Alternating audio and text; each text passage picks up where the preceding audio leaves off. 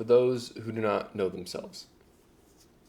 This is probably one of the most important aspects of becoming the man or woman you're supposed to be, of navigating through this world and of understanding the world around you. All these things that are so important can't be done until we first lay a foundation and understand ourselves. There are so many people out there nowadays who don't really know who they are. They don't understand who they are. They don't fully understand their weaknesses and their strengths. Everybody's when we're born, everybody is, I don't want to say predestined when it comes to our physical body and our minds to certain aspects and certain traits, but we all have things we're better at and things we're worse at than other people. And taking the time out of your day every day to slowly start and figure out what you're good at and what you're not good at is extremely important and helpful. And on top of that, what you like and what you don't like. Robert Greene talks a lot about this in his Mastery book, basically going over and talking about how when you're lost, when you don't know what you want to do, you have to do some deep self-reflection and figure it out. Because once you figure out that thing, that niche, that hobby, that sport, whatever you want to call it, that game, whatever it is that you love and that you are naturally attracted to and to doing and to, completing this activity or this, whatever it is. That's the thing that you can become most successful at. That's the thing that you can become the best at. You can't, and I may be wrong on this, but this is what I believe. You can't become the best at something that you're not interested in or that you aren't naturally inclined to do. If you want to be the best at something and be successful, whatever you want to define success as, in a certain area or arena of life, you have to love it. It has to be what you were made to do. It has to be your purpose. And a lot of us don't really know what our purposes are. And that's one of the reasons that a lot of people feel like they're failures, that they'll never succeed, that they don't like what they're doing in life. They go down all these false paths because they don't know themselves. Aristotle said it so long ago. Wisdom begins in knowing yourself, and it's completely true. You have to understand what it is that you like. And another thing Robert Greene talks about is that when we're kids, this comes out naturally. The things you loved as a kid, the things you loved doing and spending your time doing, chances are that is what you were just naturally inclined to do, what you naturally loved. So think back to when you were a kid and figure it out. What did you like doing? And this is for people who don't know what they want to do. For some people, they're lucky. They're super lucky. They get a flash moment like, oh, this is what I want to do for the rest of my life. This is what I was meant to do. This is what I love to do, and they find it. It hits them, comes to them an idea or a dream, or they just find it easily. And that's incredible, and I'm so happy for those people. But for most of us, it is not that easy. Most of us have to do deep self-reflection because all those natural inclinations, all those things we loved doing as a kid, the world buries them. Society buries them all. As we grow older, we want to be like the people around us. We want to do what the other kids are doing. We want to do whatever's trending. We have adults surrounding us telling us you should do this, that you should do that. Your parents want you to play certain sports or do certain things or do good in school in certain subjects. Your teachers are telling you this, other adults are telling you that.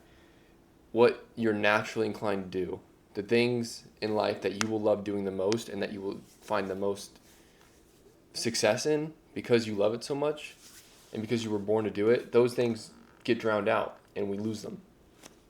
Unfortunately, we lose who we are because the world, puts this mold over us. And we put it over ourselves too because we want to be like the world. We want to be like everybody else. And we lose what makes us special and unique. That thing that makes you special, that thing that makes you unique, it came out in your childhood. You knew who you were when you were a kid. You just did what you felt. You did whatever you wanted to do. If you wanted to go play a certain game, you went and played that game. You didn't think about it. You didn't really care about what everybody else was doing. You just had your natural inclinations. Your brain and your body and your soul were aligned, and they knew what they wanted. And now that we're older, once we get older, the world gets in the way and we don't know what we want anymore. We stop knowing ourselves. And that's a completely natural process.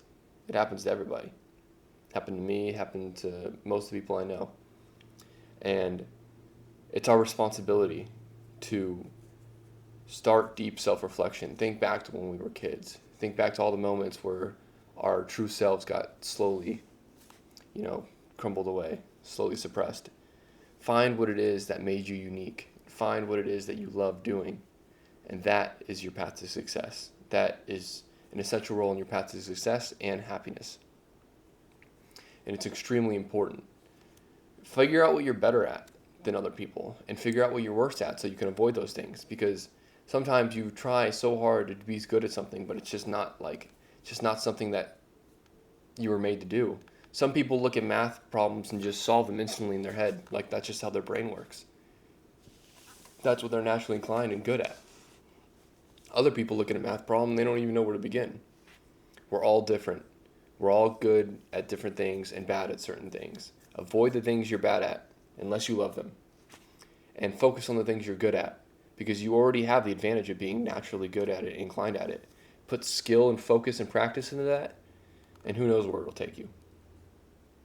Understand who you are deep down too. Look into your dark side. Look into your good side. Everybody's got vices and deep instinctual urges inside them. Our dark side, our demons. Figure out what's inside of you. What dark or divine forces are inside of you. Figure it all out.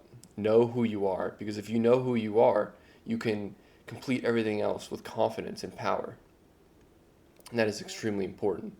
People who walk around with complete and total 100% confidence in themselves, because they know who they are. They've done the reflection, or they've had their revelation. They walk around with so much more power than everybody else. Because if you're confused, if you don't know who you are, then you're going to be lost your entire life, thinking you should do this because someone told you that, or doing this because someone else told you that. You don't need other people to tell you what you're good at or what you should do. You know what you should do. It's just, unfortunately, buried deep inside your mind. Figure it out. Do self-reflection to learn who you are. Learn everything about yourself.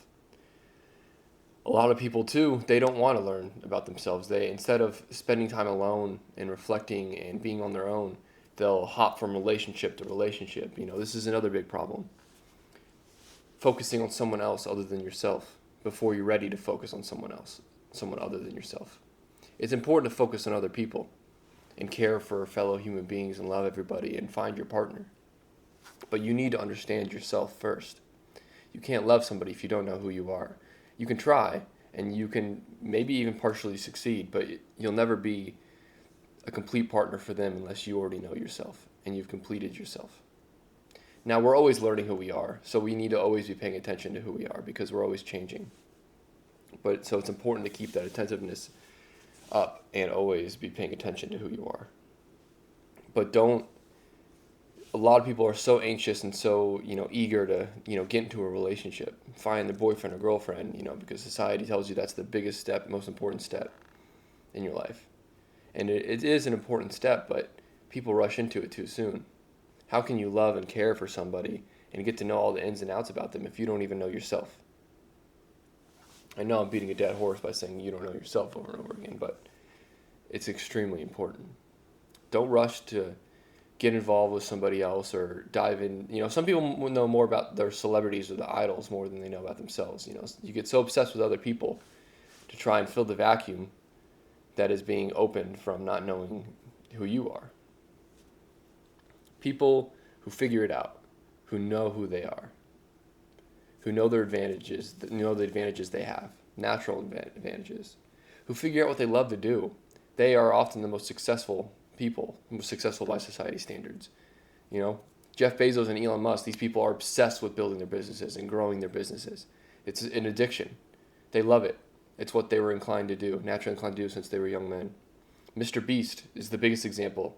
If you paid attention to the span of his career, Mr. Beast, the biggest YouTuber on the planet, first guy who's probably going to be a YouTube billionaire. He is addicted to creating content and to succeeding on YouTube ever since he was a child. He's obsessed. He figured it out. He was one of the lucky ones who just struck. He found YouTube and he just He locked in. He can focus and care for nothing else other than creating the best content, the best videos, and succeeding the most on YouTube. He's obsessed with it because he figured out what it is he loves. And that's what I want for each and every single one of the people watching this video. Figure out what you love. Figure out what you're naturally inclined to. Go all the way back into your childhood because the answers are there. If they're not here right now, then they were there. Because when you were a kid, you did what you loved. And you didn't care what anyone else had to say about it. That's the truth. Knowledge begins in knowing yourself.